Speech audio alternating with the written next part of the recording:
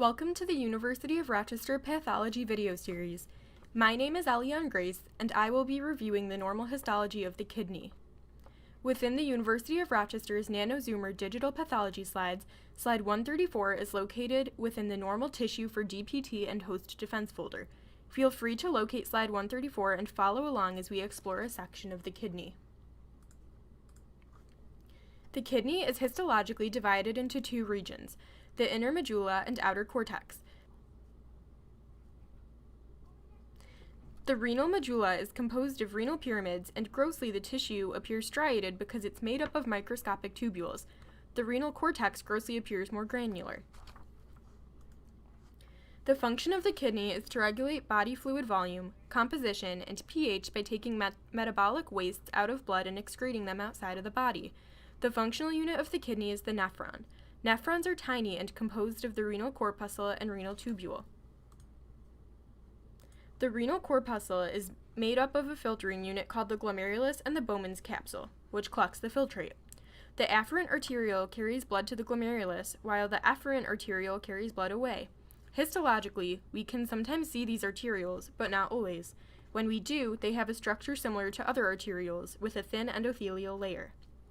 Blood that is brought through the afferent arteriole is filtered by the glomerulus into the capsular space.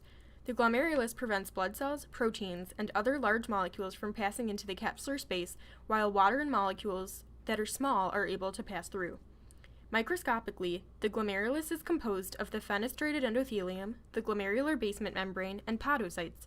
Not all of these are evident on a standard H&E microscopy, but you can identify how the glomerulus is composed of specialized capillaries with red blood cells in some of the vascular spaces.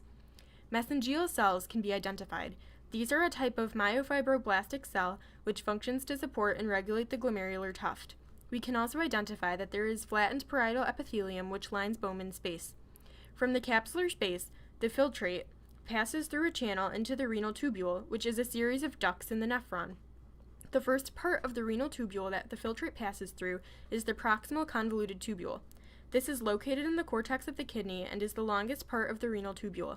It is composed of simple cuboidal epithelium with a border of microvilli. Substances that the proximal convoluted tubule reabsorbs back into the blood include glucose, amino acids, water, sodium, potassium, phosphate, and chloride. Next, the remaining filtrate passes through the loop of Henle. The loop of Henle is hard to tell apart from nearby capillaries, but a key difference is that there are no red blood cells in the lumen of the loop of Henle. The lumen is made up of simple squamous epithelium.